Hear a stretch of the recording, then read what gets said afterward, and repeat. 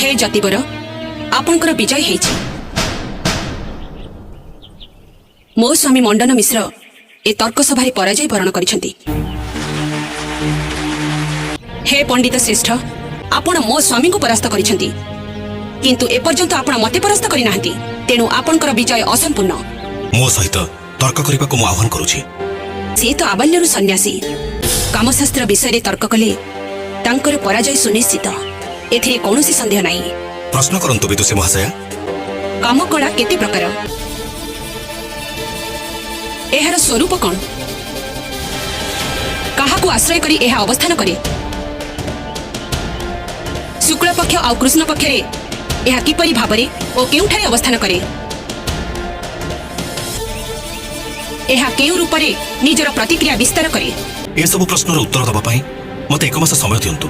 मु आपनको 1 मास समय देली।